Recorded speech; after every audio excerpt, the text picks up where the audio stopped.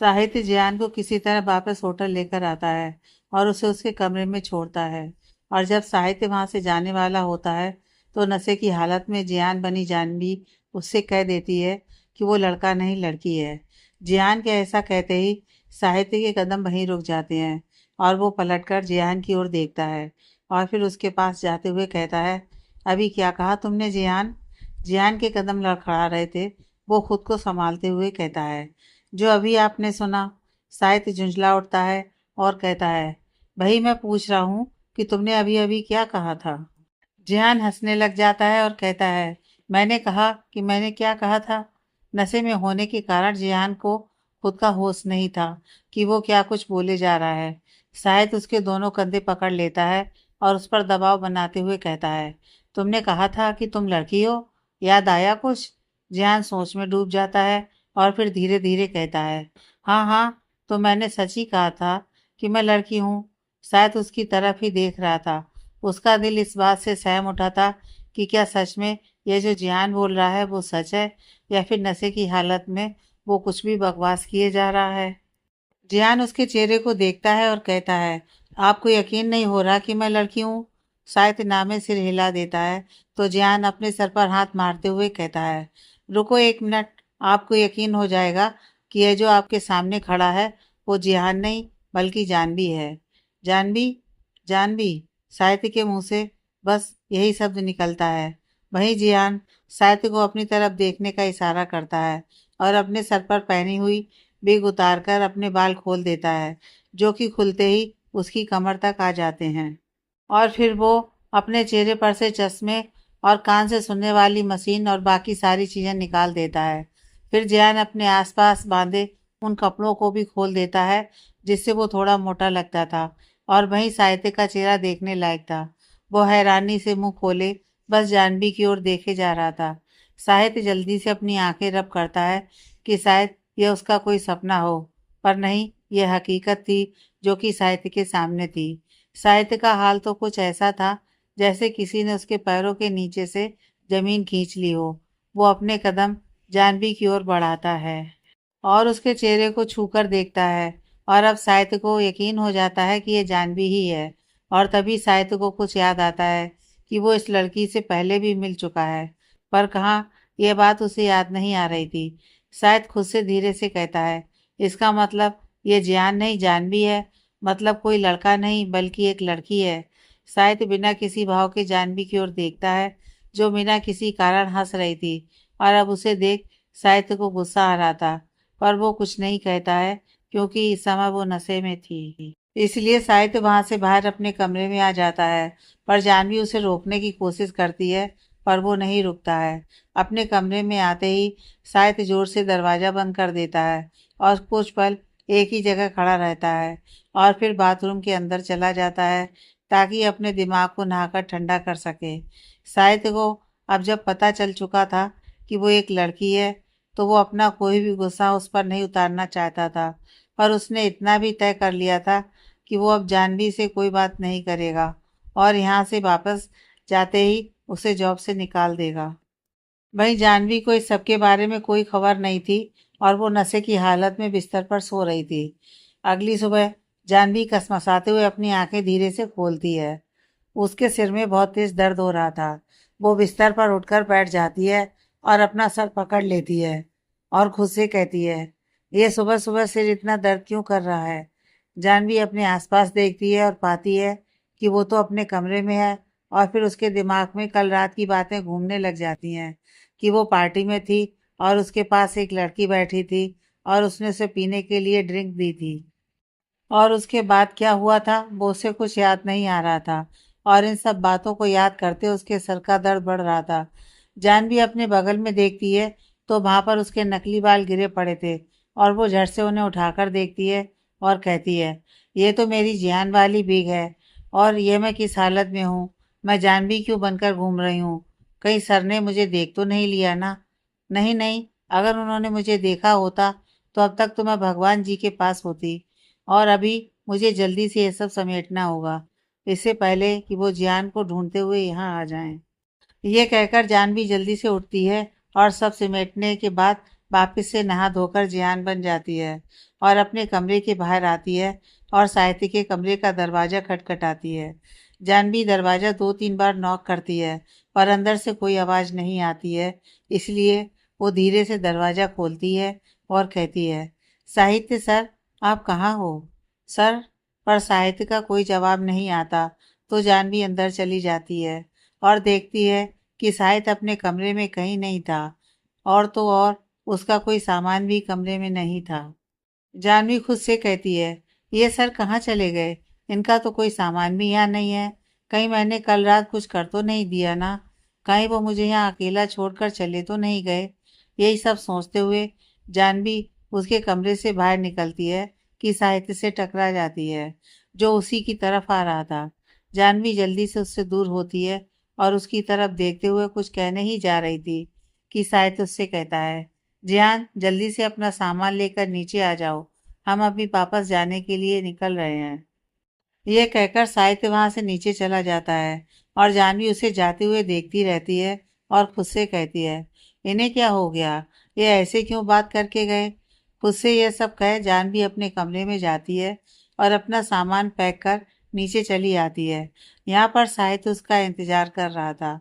साहित्य पहले से ही कार में बैठा था और जानवी अपना सामान पीछे रख उसके साथ वाली सीट पर बैठ जाती है और उससे बातें करने की कोशिश करती है, पर साहित्य अपने कानों में ईयरपॉड्स डालता है और आंखें बंद कर पीछे की सीट पर सिर टिका कर बैठ जाता है और उसे यूं करता देख जानवी भी चुपचाप बैठ जाती है। पूरे रास्ते साहित्य जानवी से कोई बात नहीं करता और उसका कुछ भी न कहना जानवी को खल रहा था। वो चाहती थी कि साहित्य उसे कम से कम किसी चीज़ के लिए डांट तो दे और उसकी डांट सुनने के लिए वो कभी कार की खिड़की खोल देती, जिसके कारण बाहर की ठंडी हवा अंदर आ जाती। पर शायद उसे कुछ ना कहता, बस खामोश सा बाहर देखता रहता। कुछ ही देर में वो दोनों एयरपोर्ट पहुंच जाते हैं और प्लेन के अंदर जाते ही शायद दूसरी सीट पर जाकर बैठ जाता है, जो कि जानवी से काफ़ी दूर थी और उसने ऐसा जानबूझकर किया था ताकि वो जानवी से दूर रह सके। वहीं साहित्य का खुद के लिए ऐसा बर्ताव देख जानवी की आंखें नम हो जाती हैं। वो खुद से कहती है, इन्हें क्या हुआ है? सुबह से ऐसा ही किए जा रहे हैं। मैंने ऐसा क्या कर दिया जो ये मुझसे बात तक नहीं कर रहे हैं? जानवी लगभग रोने की कगार पर थी, पर वो खुद को संभाल लेती है। अगले दिन तकरीबन सुबह वो दोनों वापस एयरपोर्ट पर पहुंचते हैं। यहाँ पर साहित्य अपना सामान लेकर आगे चल देता है और वहीं जानवी खुद का सामान उठाए उसके पीछे दौड़ते हुए आ रही थी।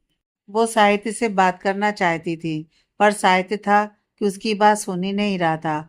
वो दोनों एयरपोर्ट से बाहर निकलते हैं और देखते हैं कि बाहर बहुत तेज बारिश हो रही थी, जिस कारण शहर में जगह जगह पानी भर गया था और इसी कारण एयरपोर्ट पर भी बहुत कम लोग थे। साहित्य का ड्राइवर जो पहले से ही वहाँ खड़ा था, वो जल्दी से साहित्य के पास आता है और उसका सामान लेकर कार में ले जाकर रख देता है और उसके साथ साहित्य भी कार की तरफ जाने लगता है कि जानवी पीछे से उसकी बाजू पकड़ लेती है और कहती है, सर, आप कहाँ भागे जा रहे हो और आप मुझसे बात क्यों नहीं कर रहे? शायद उसे कुछ जवाब नहीं देता और वहां से जाने लगता है कि जानवी जियान की आवाज़ में लगभग चीखते हुए कहती है, आप मुझसे ऐसे क्यों भाग रहे हो? आखिर मैंने ऐसा क्या किया है? इस बार साहित्य से चुप नहीं रह जाता। वो ना जाने कब से अपना सारा गुस्सा अपने अंदर दबाकर बैठा था, पर अब जानवी के बार बार पूछने पर उसका गुस्सा फूट पड़ता है और वो उसकी बाजू कसकर पकड़ लेता है और कहता है, क्या जानना है तुम्हें मिस जानवी मल्होत्रा? जानवी की आंखें साहित्य के मुंह से अपना असली नाम सुनते ही बड़ी हो जाती हैं। वो हैरानी से उसके चेहरे की तरफ देखने लग जाती है और वहीं साहित्य उससे कहता है, बोलो, क्या जानना है? यही जानना है कि साहित्य ओबराय कैसे एक लड़की के हाथों बेवकूफ़ बन गया, या तुम्हें यह जानना है कि कैसे वो अपने साथ रह रहे लड़के पर भरोसा करने लगा, या फिर यह जानना चाहोगी कि वो कैसे उसे पता चला कि उसके साथ रह रहा है उसका सबसे भरोसेमंद इंसान ही उसके साथ धोखा कर रहा है? या फिर यह जानना पसंद करोगी कि कैसे साहित्य ओबराय अपने साथ रह रहे लड़के से प्यार? क्या जानना चाहती हो तुम? बोलो मिस जानवी, बोलो। जानवी को यकीन ही नहीं हो रहा था कि साहित्य को पता चल चुका है कि वो लड़का नहीं लड़की है। पर कैसे? साहित्य की पकड़ उसकी बाजू पर कसती जा रही थी और इस कारण जानवी को दर्द का एहसास हो रहा था। वो कसमसाते हुए कहती है, आप आपको कैसे पता चला इस सब के बारे में? साहित्य व्यंग से मुस्कुरा देता है और कहता है, क्यों, तुम अभी चाहती नहीं थी कि मुझे पता चले? जानवी साहित्य का गुस्सा देख डर जाती है और धीरे से कहती है, नहीं, ऐसी बात नहीं है। मैं खुद आपको बताना चाहती थी। जब कब बताना चाहती थी? बोलो, कब? साहित्य लगभग चीखते हुए कहता है, और इस कारण उनके आसपास जा रहे लोगों का ध्यान उनकी तरफ हो जाता है। तो जानवी साहित्य से कहती है, हम कहीं और जाकर बात करें, यहाँ लोग देख रहे हैं। साहित्य बिना अपने आसपास देखे जानवी की आंखों में देखते हुए कहता है, मुझे कोई फर्क नहीं पड़ता कि कोई देख रहा है या नहीं देख रहा है। मुझे बस एक सवाल का जवाब चाहिए कि तुमने मुझे धोखा क्यों दिया? क्यों जियान बनकर मेरे साथ रह रहे थे? क्यों? जानवी की आंखें नम हो जाती हैं और वो साहित्य को समझाते हुए कहती है, मैं आपको कोई धोखा नहीं देना चाहती थी। वो बस मुझे पैसों की ज़रूरत थी, इसलिए। इसलिए क्या? इसलिए तुमने एक प्लान बनाया, जानबूझकर मेरी कंपनी में जॉब के लिए आई। और वो क्या नाम है उसका? अमन। वो अमन भी तुम्हारे साथ ही मिला हुआ है ना? तभी तो तुम्हें इतनी आसानी से वहाँ जॉब मिल गई। और कहीं वो दादी की बीमारी, वो भी तो कोई बहाना नहीं है ना, सिर्फ पैसे ऐंठने के लिए। और मुझे अभी याद आया, तुम तो वही लड़की हो ना जो एक बार मुझसे रास्ते में टकराई थी। तब भी यही पैसों का लालच था, और आज भी। तुम जैसी लड़कियां कभी नहीं बदल सकती। ये कहते हुए साहित्य की आंखें आग उगल रही थी और जानवी की आंखों से आंसू बह रहे थे। वो उसे फिर से एक बार समझाने की कोशिश करते हुए कहती है, आप मुझे गलत समझ रहे हो, ऐसा कुछ नहीं है। हाँ, अमन जी ने मेरी मदद की थी, पर मेरा या उनका कोई गलत इरादा नहीं था। और मेरी दादी सच में बीमार है, आपने तो देखा ही होगा ना। और मैंने आपसे सिर्फ अपनी असली पहचान छुपाई थी, क्योंकि शायद उसे खुद से दूर कर देता है और कहता है, बस बहुत हो गया, मुझे अब कुछ नहीं सुनना। और अगर तुम में जरा सी भी सेल्फ रिस्पेक्ट है तो आज के बाद कभी भी जिंदगी में मुझे अपनी ये मनहूस शक्ल मत दिखाना। यह कहकर साहित्य वहां से अपनी कार की तरफ बढ़ जाता है। आज उसके दिल में एक दर्द था, और वही जानवी अपनी जगह जमसी गई। और उसके कानों में साहित्य की कई आखिरी बात गूंज रही थी कि आज के बाद अपनी मनहूस शक्ल मत दिखाना। जानवी आज खुद को टूटता हुआ महसूस कर रही थी। आज तक बहुत से लोगों ने उसे मनहूस कहा था, और आज उसके प्यार ने भी उसे मनहूस कह दिया था। और यह बात जानवी को कहाँ तक तोड़ रही थी, इस बात का कोई अंदाजा भी नहीं लगा सकता था। उसकी आंखों से आंसू की बूंदें निकलकर उसके गाल पर आ रही थी, और वो अपना सामान उठाती है और बाहर पड़ रही तेज बारिश में बिना कोई टैक्सी लिए पैदल ही घर के लिए निकल जाती है। और वहीं साहित्य अपनी कार में बैठा ओबराय मेंशन के लिए निकल जाता है। साहित्य के वहां से जाते ही जानवी बेजान सी सड़कों पर चल पड़ी थी। उसकी आंखों के आंसू बारिश की बूंदों से मिल रहे थे। कुछ देर बाद वो घर पहुंच जाती है और घर के अंदर जाने लगती है कि निर्मला, जो अभी अभी घर से बाहर आई थी, उसे देख कहती है, ए लड़के, कहाँ गुस्सा चला जा रहा है? जानवी को समझ नहीं आता कि वो ये सब क्यों पूछ रही हैं, कि तभी निर्मला दोबारा कहती है, बोल ना, कहाँ जा रहा था? तभी जानवी को ध्यान आता है कि वो अभी जियान बनी हुई है, तो वो झट से अपने सिर से भी उतार देती है, क्योंकि अब जियान बने रहने का कोई मतलब ही नहीं था। और उसके ऐसा करते ही उसके बाल खुलकर उसके चेहरे पर बिखर जाते हैं, और निर्मला आंखें फाड़े उसे देखती है और कहती है, ए, तू जानवी है ना? जानवी हाँ में से रिलाती है और अपना सामान लेकर अंदर जाने लगती है कि निर्मला उसका हाथ पकड़ उसे वहीं रोक देती हैं और कहती हैं, कहाँ थी इतने दिन? बोल, कहाँ मुंह काला कर रही थी मनूस? बोल ना, अब चुप क्यों खड़ी है? दही जमा रखा है क्या मुंह में? और ये लड़का बन कहाँ घूम रही थी? जानवी कुछ नहीं कहती है, बस खाली आंखों से निर्मला जी की ओर देखती रहती है। और वहीं निर्मला के चीखने की आवाज़ सुन घर के सभी लोग घर से बाहर आ जाते हैं, क्योंकि आज बाहर का मौसम खराब होने के कारण सभी घर पर ही थे। जतिन की नज़र जब जानवी पर पड़ती है तो वो जल्दी से उसके पास आता है और उसके कंधे पकड़कर कहता है, जानवी, कहाँ थी तू? और ये क्या हाल बना कर रखा है? मैंने तुझे कहाँ कहाँ नहीं ढूंढा, मैं सुहानी के घर भी गया था, पर उसे भी कुछ नहीं पता था। बोलना, चुप क्यों है?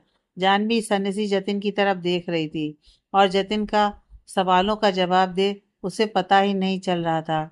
वो बिना आगे कुछ भी सोचे झट से जतिन के गले लग जाती है और रोने लग जाती है, क्योंकि उसकी जिंदगी के यही तीन इंसान थे जिन पर जानवी सबसे ज्यादा भरोसा करती थी।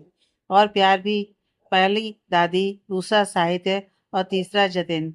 जानवी का रोना बढ़ता जा रहा था और जतिन उसका सिर सहलाते हुए बार बार पूछ रहा था, जानू बता ना क्या हुआ। जानवी अभी भी कुछ कहने की हालत में नहीं थी, तो जतिन उसे अंदर लेकर जाता है और उसके जाते ही निर्मला राजेश को घूर कर देखती हैं और कहती हैं, देखा, आपकी लाडली के काम पता नहीं कहाँ कहाँ घूमती रहती है। ये कहकर निर्मला दांत पीसते हुए वहां से चली जाती है और राजेश भी सिर हिलाता हुआ उसके पीछे चला जाता है। और मीसा और निखिल एक दूसरे के चेहरे को देख रहे थे कि ये क्या हो रहा है।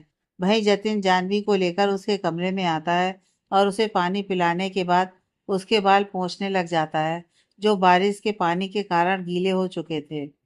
काफी देर बाद जब जानवी शांत हो जाती है, तो जतिन प्यार से उससे पूछता है, क्या हो गया जानू, अपने भाई को नहीं बताएगी?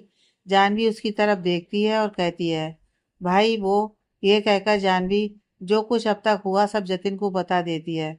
और उसकी बात सुन जतिन हैरान रह जाता है कि जानवी ने अब तक इतना सहा।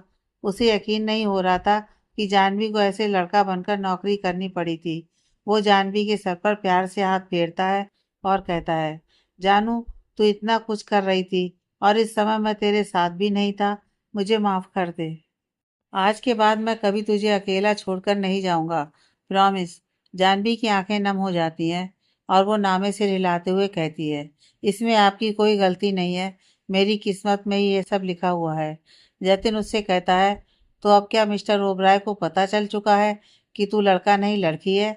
जानवी हाँ में सिर हिलाती है और कहती है, उन्हें सब पता चल चुका है और अब वो मुझसे इतना गुस्सा है कि मेरी शक्ल तक नहीं देखना चाहते हैं और वो अब मुझसे कभी बात तक नहीं करेंगे। ये कहते हुए जानवी की आंखों में एक अलग दर्द उभर आया था, जिसे जतिन महसूस कर पा रहा था। वो हाँ में सिर हिलाता है और कहता है, हाँ चल, अब ये छोड़, जल्दी से कपड़े बदल ले, वरना अगर ज्यादा देर इन कपड़ों में रही तो बीमार पड़ जाएगी। और हमें दादी के पास भी तो जाना है, आज उनका ऑपरेशन है। जानवी जल्दी से अपनी जगह से खड़ी होती है और परेशान होते हुए कहती है, मैं कैसे भूल गई, और मैं तो उनसे मिलने भी नहीं जा पाई, वो चिंता कर रही होंगी। जतिन शांति से जवाब देता है, वो ठीक है, उनकी चिंता मत कर, मैं उन्हें मिलने गया था। अब जा, जल्दी से तैयार हो जा, वरना हमें देर हो जाएगी। जानवी झट से हाँ में सिर हिलाती है और वहां से चली जाती है। जतिन भी वापस घर के अंदर चला जाता है और जानवी के लिए कुछ खाने का सामान ले लेता है, क्योंकि उसे पता था कि इन सारी परेशानियों के बीच उसकी बहन ने कुछ भी नहीं खाया होगा। और वो फिर जानवी के कमरे में जाता है। अब तक जानवी नहाकर कपड़े बदल चुकी थी और जतिन उसे खाने की प्लेट पकड़ा देता है। जानवी कहती है, भाई मेरा बिल्कुल मन नहीं कर रहा है कुछ खाने को, अभी हम चलते हैं, बाद में आकर मैं पक्का खा लूंगी। जतिन उसे बिठाते हुए कहता है, जब तक तू यह नहीं खाएगी तब तक हम कहीं नहीं जा रहे। जानवी को पता था कि जतिन ऐसे नहीं मानने वाला, तो उसका मन रखने के लिए वो दो एक निवाले खा लेती है और फिर वो दोनों वहां से अस्पताल जाने के लिए निकल जाते हैं। पूरे रास्ते जतिन जानवी को कुछ न कुछ बोल हंसाने की कोशिश कर रहा था, पर जानवी के चेहरे पर उदासी जैसी की वैसी ही बनी रही। वो एक पल के लिए भी नहीं मुस्कुराई। उसके मन में बस साहित्य की कई बातें घूम रही थी कि वो आज के बाद उसकी शक्ल तक नहीं देखेगा।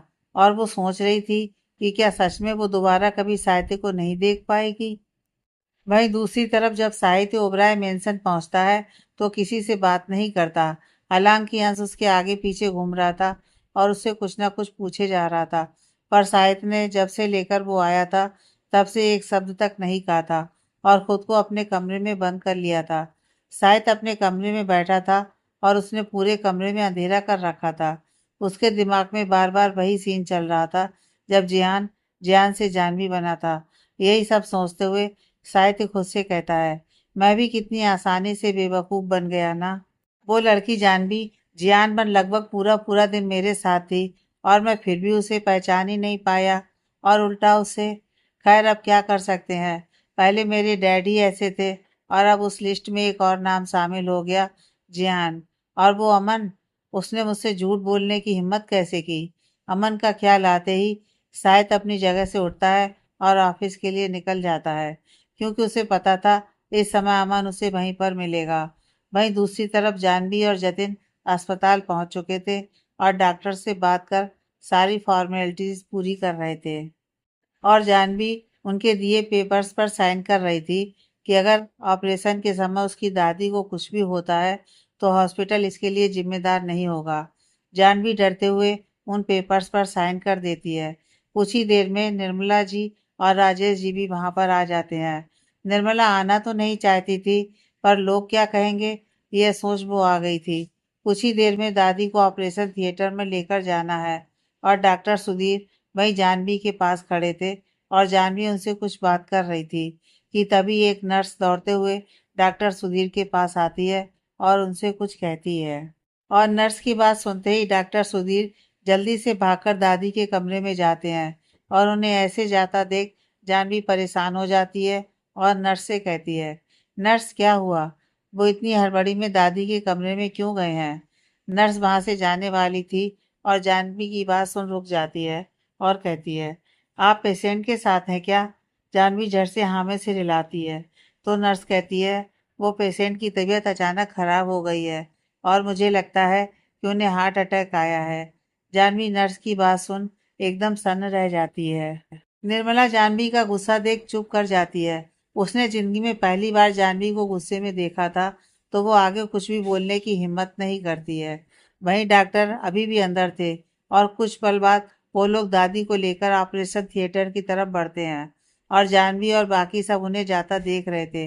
ऑपरेशन शुरू हो चुका था और बाहर खड़ी जानवी हाथ जोड़े भगवान से दादी को बचाने की प्रार्थना कर रही थी कि उसकी दादी को कुछ ना हो। जब काफी समय बीत जाता है तो ऑपरेशन रूम की लाइट बंद होती हैं और 2-3 मिनट बाद डॉक्टर सुधीर बाहर आते हैं। उनके चेहरे पर खुशी के भाव थे। वो जानवी के पास आते हैं और कहते हैं, ऑपरेशन सक्सेसफुल रहा। जानवी की आंखों में चमक आ जाती है और उसके चेहरे पर ना बयान करने वाली खुशी थी। वो डॉक्टर को धन्यवाद करती है और पूछती है, मैं दादी से कब मिल सकती हूँ। डॉक्टर मुस्कुराकर कहते हैं, अभी उनमें काफ़ी कमजोरी है और इसलिए आपको उनका ज़्यादा से ज़्यादा ध्यान रखना होगा और कुछ समय बाद हम उन्हें दूसरे कमरे में शिफ्ट कर देंगे, तब आप जाकर उनसे मिल लीजिएगा। जानवी मुस्कुरा देती है और डॉक्टर सुधीर आगे कहते हैं, जानवी हमने उनकी कुछ दवाइयाँ वगैरह बदलने का तय किया है, तो आप मेरे साथ अभी चलो ताकि मैं आपको सब बता दूं। जानवी हाँ में सिर हिलाती है और उनके साथ चल देती है और जतिन को वहीं रहने को कह देती है। जतिन वहीं बैठ जाता है। आज वो भी बहुत खुश था, आखिर उनकी दादी अब ठीक जो थी। वहीं निर्मला वहां से चली जाती है और राजेश भी उसके पीछे पीछे चला जाता है। वहीं दूसरी तरफ साहित्य ऑफिस पहुंच चुका था और वो अपने केबिन में जाते ही अमन को वहां बुलाता है। कुछ देर बाद अमन उसके केबिन का दरवाजा नॉक करता है और अंदर चला जाता है और वहां जाते ही वो साहित्य से कहता है, यस सर, आपने मुझे बुलाया। साहित्य उसकी तरफ एक नज़र देखता है और उसकी ओर कुछ पेपर्स फेंक देता है और जब अमन उन पेपर्स को उठाकर देखता है तो उसकी आंखें हैरानी से बड़ी हो जाती हैं और वो कहता है, सर, सर ये क्या है, आप मुझे नौकरी से क्यों निकाल रहे हो। साहित्य बिना किसी भाव के उसकी तरफ देखता है और कहता है, यह भी क्या मुझे बताने की जरूरत है कि तुम्हें क्यों निकाला जा रहा है। अमन को कुछ समझ में नहीं आता है और वो बेचारा सा मुंह बनाकर साहित्य की ओर देखते हुए कहता है, सर, अगर मुझसे कोई गलती हो गई है तो आप मेरी सैलरी काट लो, पर मुझे यहाँ से मत निकालो, प्लीज सर, प्लीज। साहित्य अपनी बहुएं चढ़ाकर उसको देखता है और कहता है, गलती जानबूझकर नहीं की जाती मिस्टर अमन, और अगर तुम्हें याद नहीं आ रहा है तो मैं तुम्हें बता देता हूँ, मिस जानवी मल्होत्रा तो तुम्हें याद होगी ही। जानवी का नाम सुनते ही अमन की आंखें फैल जाती हैं और वो हकलाते हुए कहता है, कौन जानवी मल्होत्रा सर। साहित्य को यकीन नहीं हो रहा था कि उसके सामने खड़ा ये लड़का अभी भी झूठ बोलने की हिम्मत कर रहा है, जबकि सबसे ज्यादा तो उसे ही पता होगा कि जानवी कौन है। और साहित्य अमन को गुस्से भरा लुक देता है, जिसे देख अमन समझ जाता है कि उसका और जानवी का झूठ पकड़ा जा चुका है और वो बिना आगे कुछ भी कहे उन पेपर्स पर साइन कर देता है और उन्हें वहां से चला जाता है, क्योंकि उसे पता था कि शायद उसे माफ नहीं करने वाला और एक न एक दिन ये तो होना ही था। उसके जाते ही साहित्य कुर्सी पर अपनी आंखें बंद कर पीछे की ओर से टिका लेता है। वहीं अमन ओबराय कंपनी से बाहर जाता है और जाने से पहले एक बार पीछे की ओर देखकर कहता है, यहाँ से तो मुझे निकाल दिया और अब मुझे कहीं और जॉब भी नहीं मिलेगी। आखिर ओबराय कंपनी से निकाला गया हूँ, अब क्या करूँ सुहानी।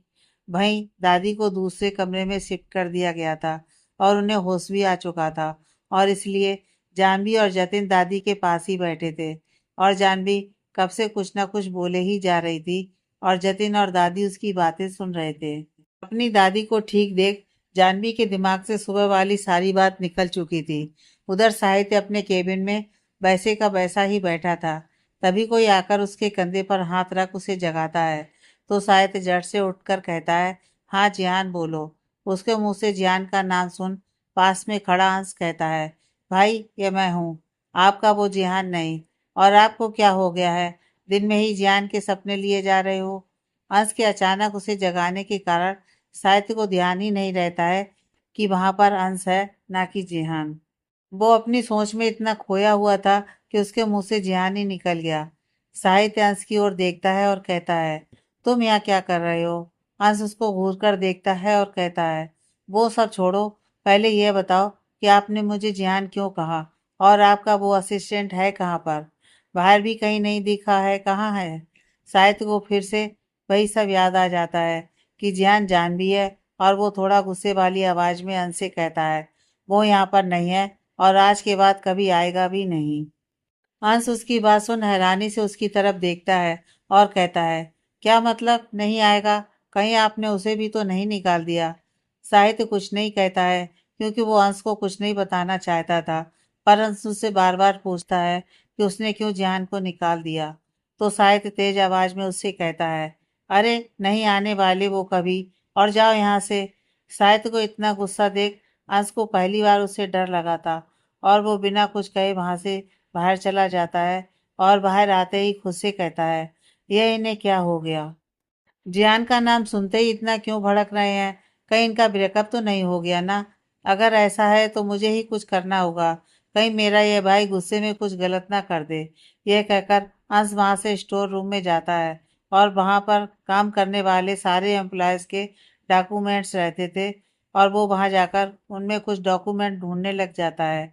वहीं दूसरी तरफ जानवी और जतिन दादी के कमरे के बाहर बैठे थे, क्योंकि दादी को आराम की जरूरत थी तो उन्होंने उन्हें एक नर्स के साथ छोड़ा हुआ था। तभी जतिन जानवी की ओर मुंह करता है और कहता है, जानू तुझे भूख तो नहीं लग रही ना।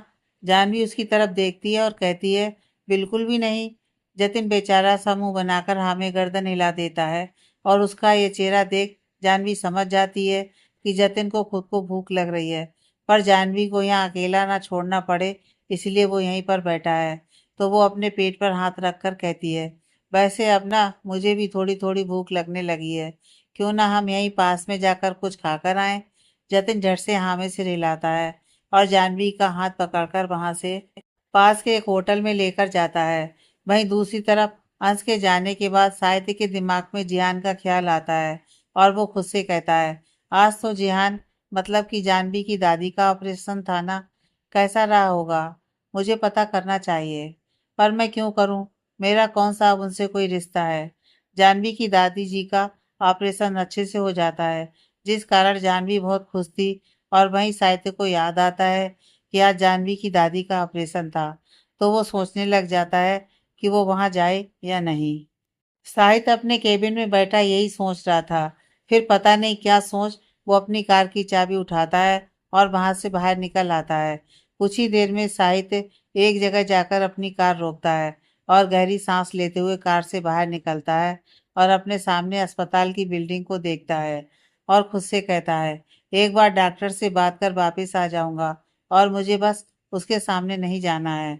खुद से यह सब कहकर साहित्य जैसे ही अंदर जाने को होता है तो उसकी नज़र दूसरी तरफ से सड़क पार कर आ रही जानवी पर पड़ती है और कुछ पल के लिए उसकी नज़र उस पर थमसी जाती है। वो उसे ऐसे निहार रहा था जैसे पता नहीं कितनी सालों बाद देख रहा हो, कि तभी उसकी नज़र जानवी के हाथ पर पड़ती है, जिसे किसी ने कसकर थाम रखा था। और यह देख साहित्य की आंखें छोटी हो जाती हैं और वो जानवी के साथ आ रहे लड़के को घूरने लग जाता है। वहीं इस बात से बेखबर जानवी जतिन के साथ अस्पताल के अंदर चली जाती है और उसके जाते ही साहित्य खुद से कहता है, ओ तो अब मिस जानवी किसी और के साथ है। यह कहकर साहित्य बिना आगे बढ़े अपनी कार लेकर वहां से चला जाता है।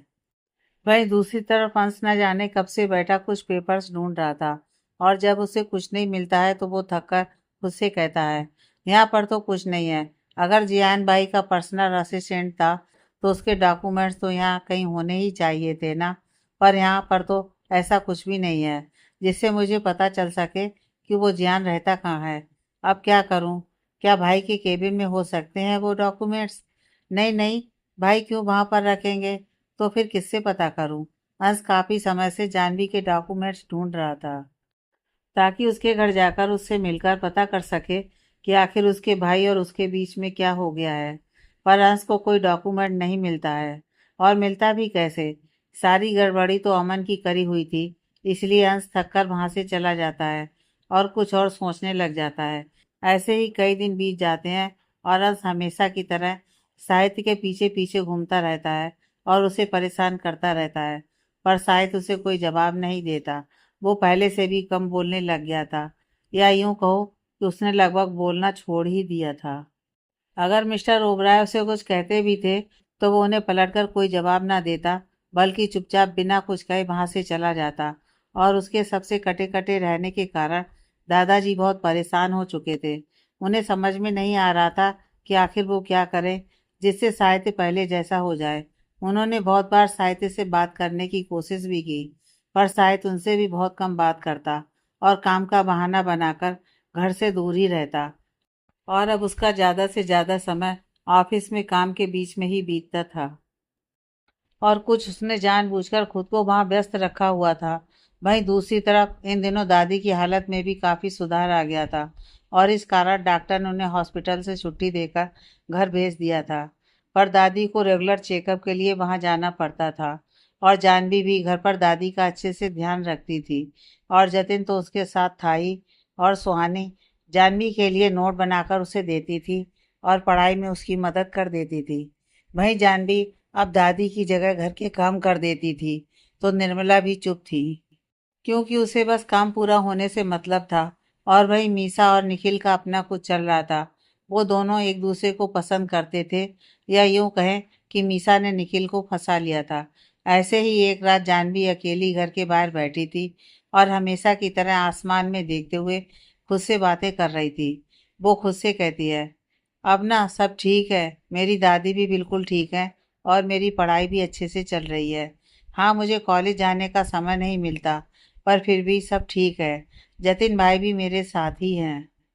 पर माँ बाबा, मैं हमेशा की तरह आप लोगों को बहुत याद करती हूँ, पर अब मेरी दादी मेरे पास है। पर एक बात बताऊँ आपको, मुझे ना साहित्य सर की बहुत याद आती है।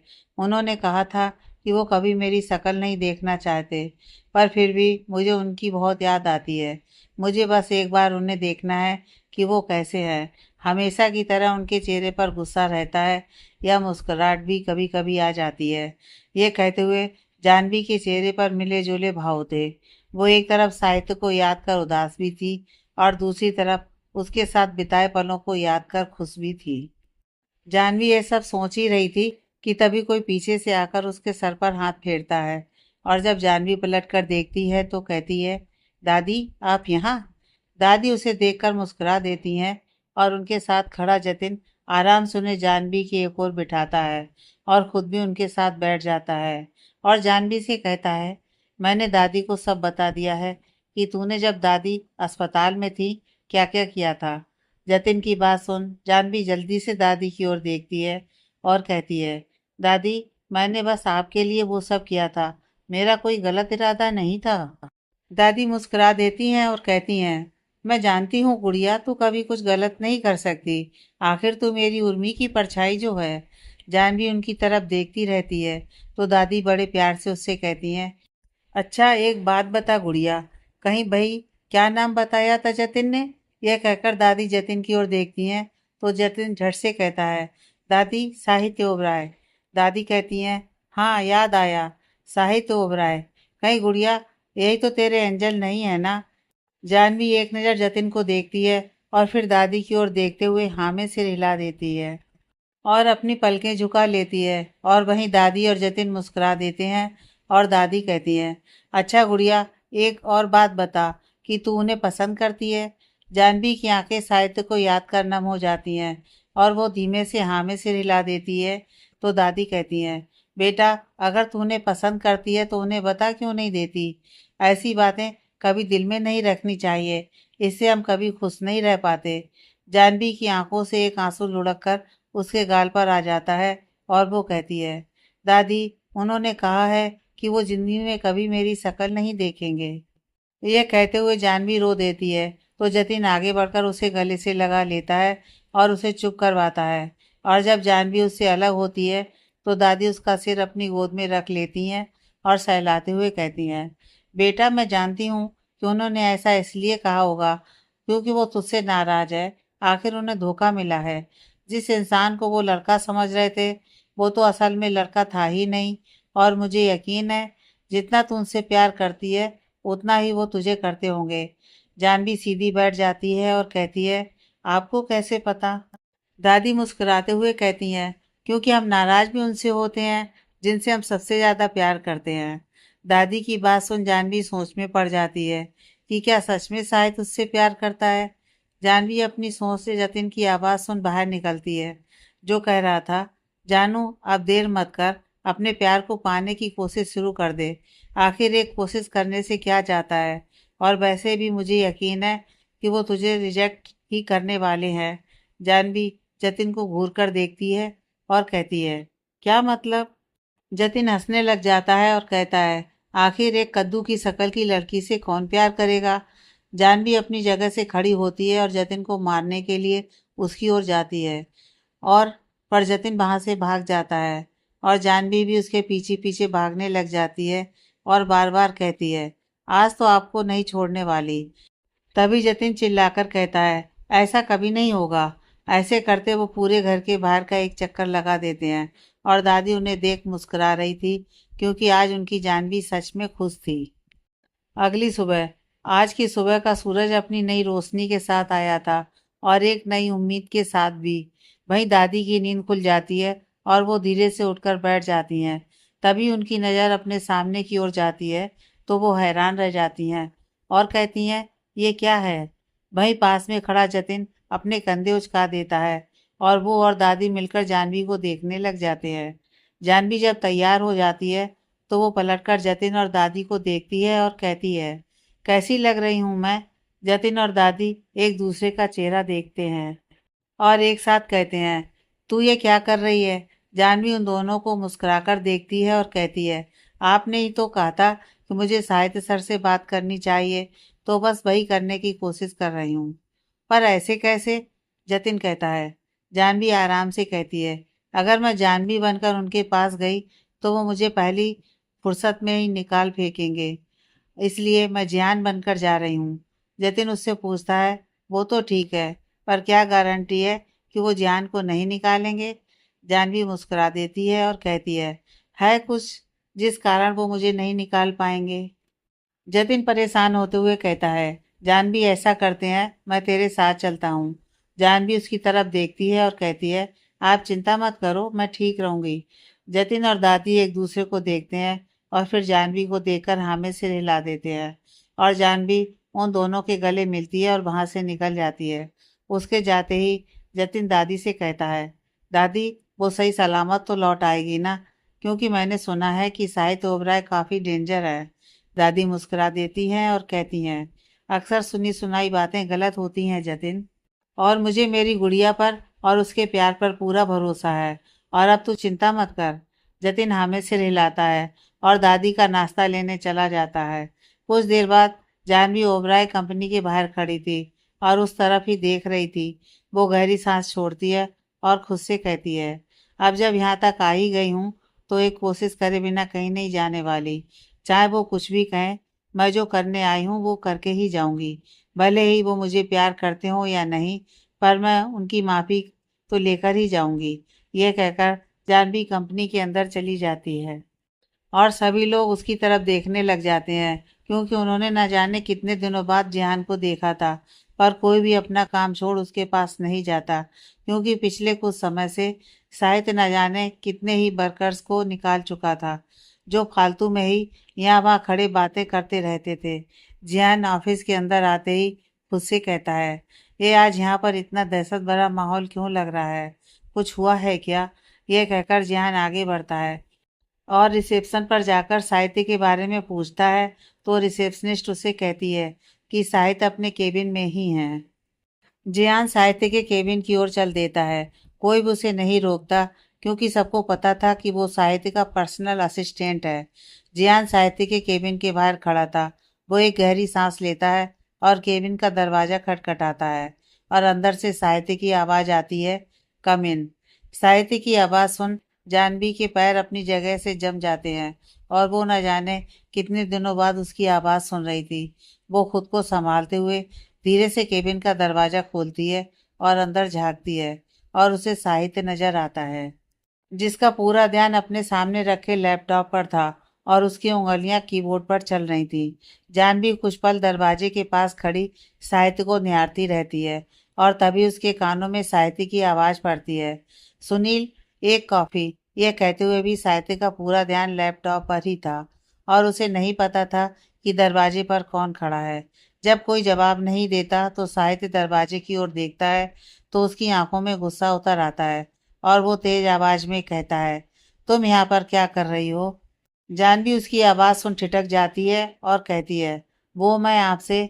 शायद अपनी जगह से खड़ा होता है और उसकी ओर कदम बढ़ाते हुए कहता है, वो मैं क्या? अभी तक मन नहीं भरा क्या, जो फिर से लड़का बनकर आ गई? जानवी उसे समझाते हुए कहती है, देखिए, आप एक बार मेरी बात तो सुन लीजिए। क्या सुनूं मैं? एक और झूठ बोल दोगी, है ना? ये कहते हुए शायद उसके बिल्कुल सामने आकर खड़ा हो जाता है और उसके ऐसा करते ही जानवी पीछे के दरवाजे से जा लगती है और कहती है, मैं बस आपसे बात करना चाहती हूँ, मुझे एक मौका दे दीजिए। शायद उसके चेहरे को देखता है और व्यंग से मुस्कुराते हुए पीछे हट जाता है और चेयर पर बैठते हुए कहता है, बोलो, क्या बोलना है तुम्हें? साहित्य के ऐसा कहते ही जानवी को तो जैसे नई जिंदगी मिल गई थी कि वो अब साहित्य को सब कुछ सच सच बता देगी, और वो ऐसा ही करती है और कहना शुरू करती है, मैं आपसे ये कहना चाहती हूँ कि ये सब मैंने आपको तकलीफ देने के लिए नहीं किया था। जैसा आप जानते हो कि मुझे मेरी दादी के इलाज के लिए पैसों की ज़रूरत थी, जिसमें आपने मेरी मदद की थी, पर इससे पहले मेरे पास कोई रास्ता नहीं था। मैं अभी ग्रेजुएट भी नहीं हूँ, जिस कारण कोई मुझे नौकरी नहीं देता, और अपनी दादी को बचाने के लिए मैं यहाँ पर नौकरी करने लगी और मुझे पता चला कि आपके यहाँ सिर्फ अभी पर्सनल असिस्टेंट की पोस्ट खाली थी, पर आप किसी लड़की को अपने करीब नहीं आने देते। बस इसलिए मुझे लड़का बनना पड़ा। मेरा और कोई इरादा नहीं था, सच में। उसकी बात सुन साहित्य कहता है, और इस काम के लिए तुमने अमन की मदद ली, राइट?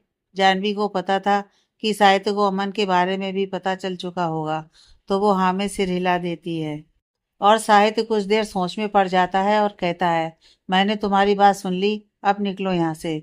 जानवी हैरानी से उसकी तरफ देखती है और कहती है, पर मैं वो? शायद अपनी आंखें छोटी कर उसे देखता है और कहता है, पर मैं वो क्या? तुम अपनी बात सुनाना चाहती थी ना मिस जानवी, मैंने सुन ली, तो अब जाओ। जानवी को समझ में नहीं आ रहा था कि वो अब साहित्य से क्या कहे, और कुछ सोच वो कह देती है, मैं यहाँ से नहीं जाने वाली।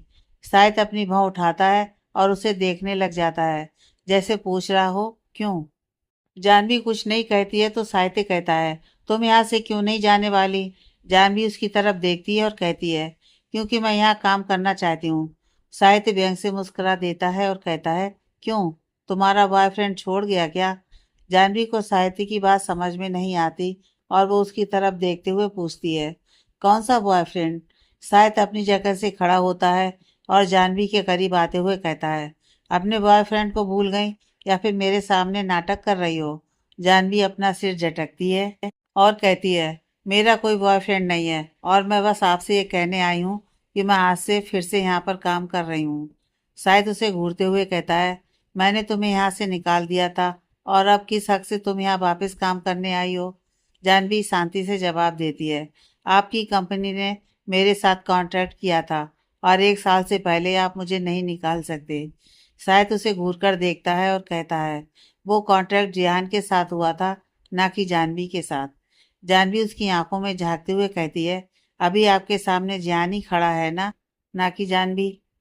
शाहिद उससे दूर होते हुए कहता है, ठीक है, अगर तुम्हें इतना ही शौक है यहाँ पर काम करने का तो आज से ही शुरू करते हैं। यह कहकर शाहिद किसी को फ़ोन कर अपने केबिन में बुलाता है और कुछ देर बाद ही एक आदमी उसके केबिन में आता है। उसने अपने हाथों में काफ़ी सारी फाइल्स पकड़ी हुई थी। शायद उस आदमी को फाइल्स रखकर जाने को कहता है और जानवी की ओर बिना देखे कहता है, इन सब में जो भी प्रोजेक्ट है मुझे उन सबकी डिटेल्स शाम के 5 बजे तक मेरे टेबल पर चाहिए और एक भी डिटेल मिस नहीं होनी चाहिए। और अगर कोई डिटेल मिस हुई तो मेरे कहने से पहले ही यहाँ से निकल जाना। जानवी एक नज़र उन सारी फाइल्स को देखती है और फिर साहित्य को, और मन ही मन सोचती है, यह तो बहुत ज़्यादा है, मैं कैसे करूँगी ये सब। पर अब जब ठान ही लिया है तो करना तो होगा ही। जानवी उन सारी फाइल्स को उठाती है और वहाँ से बाहर जाने लगती है कि शायद उसे पीछे से आवाज़ देता है, आप कहाँ जा रही हो मिस जानवी? जानवी उसकी तरफ देखती है और कहती है, आपने ही तो एक काम दिया था, भूल गए क्या? शायद उसे देखते हुए कहता है, मैं कुछ भी नहीं भूला हूँ, पर आप ये फाइल्स बाहर लेकर नहीं जा सकती। क्या पता कहीं मेरी कंपनी की डिटेल बाहर किसी को बेच ना दें। जानवी हैरानी से उसकी तरफ देखती है और कहती है, तो फिर मैं कहाँ जाऊँ? शायद वहीं रखे सोफे की ओर इशारा करता है और कहता है, वहाँ पर बैठो और काम करो। जानवी एक नज़र सोफे को देखती है और फिर जाकर उस पर बैठ जाती है और फाइल्स खोल लेती है, और वहीं साहित्य जाकर अपनी चेयर पर बैठ जाता है और अपना लैपटॉप खोल उस पर कुछ काम करने लग जाता है। वहीं जानवी जब फाइल्स देख रही थी तो उसका ध्यान बीच बीच में साहित्य पर जा रहा था। वो फाइल को अपने चेहरे के बिल्कुल सामने कर लेती है और उसके पीछे से साहित्य को देखती रहती है, जो पूरी शिद्दत के साथ अपने काम में जुटा हुआ था। तभी किसी की आंखें अपने ऊपर महसूस कर साहित्य जानवी की ओर देखता है तो जानवी के हाथों से उसकी फाइल छूट जाती है और वो हड़बड़ा जाती है, और उसे देख साहित्य अपना सिर हिला देता है और वहीं जानवी एकदम गंभीर होकर अपने काम में लग जाती है। जानवी शांति से अपना काम कर रही थी कि साहित्य भी चोर नजरों से उसकी तरफ देखता है और मन ही मन खुद से कहता है, ये लड़की अपना काम शाम तक पूरा कर देगी क्या? अगर नहीं कर पाई तो मुझे क्या, मैं निकाल दूंगा उसे, मुझे कोई फर्क नहीं पड़ता। यह कहकर साहित्य अपने काम में लग जाता है और वापस से जानवी की ओर नहीं देखता।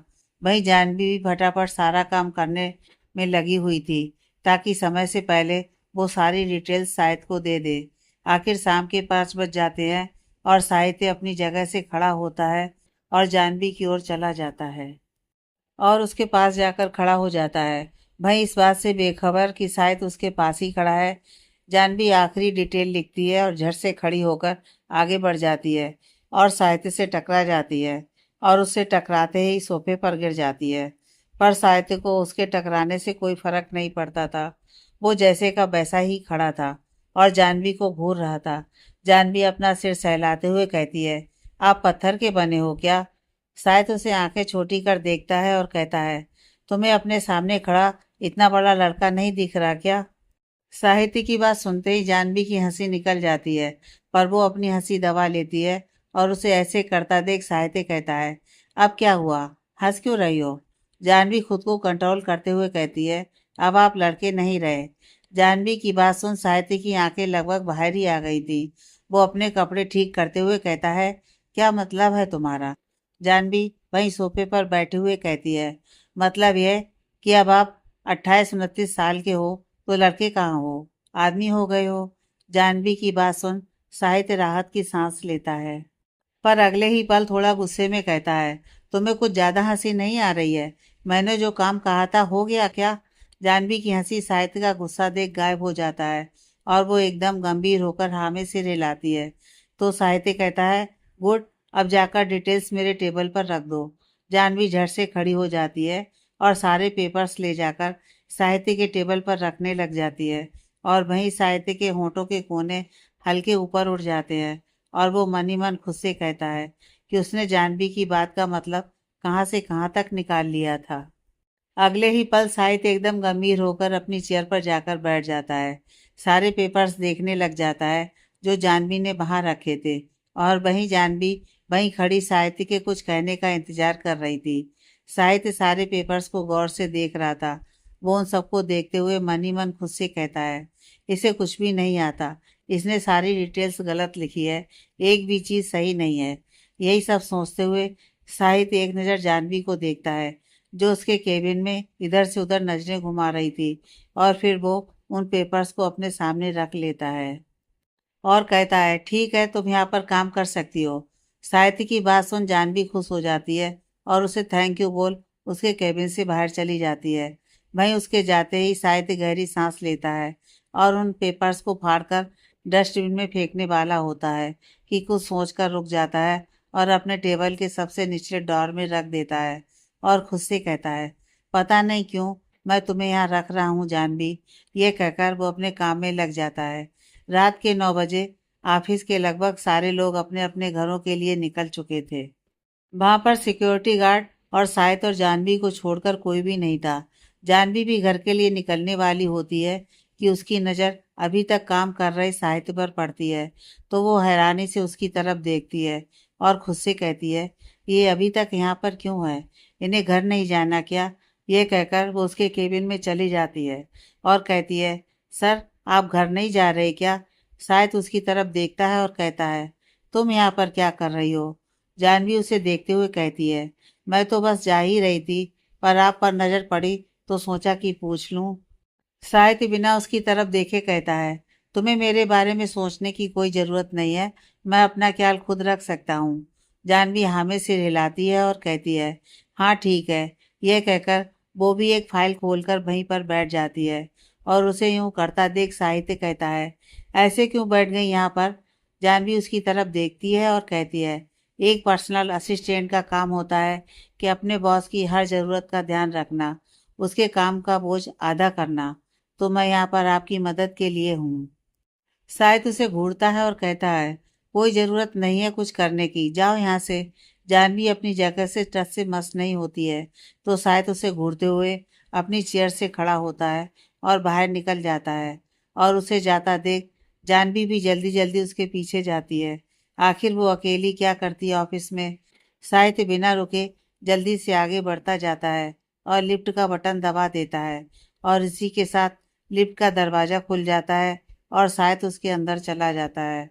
और इससे पहले कि लिफ्ट बंद होती जानवी जल्दी से अंदर चली जाती है और साहित्य के पास आकर खड़ी हो जाती है। और उसे देखते ही साहित्य कहता है, तुम इतनी चिपकू क्यों हो। उसकी बात सुन जानवी अपना सिर झुका लेती है और कहती है, आप भी नीचे ही जा रहे थे तो मैं भी आपके साथ ही आ गई, मैं अकेली वहाँ क्या करती। साहित्य कुछ नहीं कहता है और अपना सिर झटक देता है और फिर वो लिफ्ट का बटन दबाता है और नीचे लिफ्ट जाने लगती है कि तभी एक झटके के साथ लिफ्ट बंद हो जाती है और वहाँ की लाइट चली जाती है।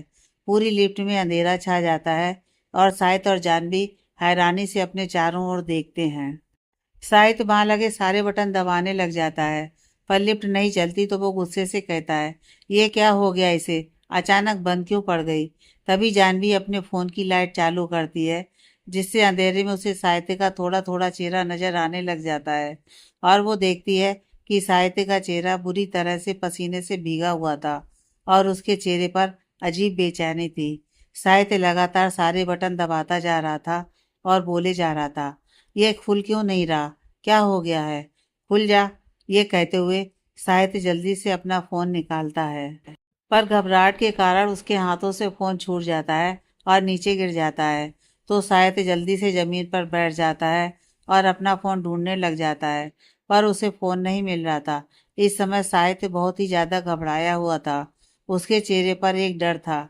वो पागलों के जैसे इधर उधर हाथ मार अपना फ़ोन ढूंढ रहा था और उस घबराहट के कारण उसे यह भी ध्यान नहीं था कि फ़ोन बिल्कुल उसके पैर के पास पड़ा हुआ है।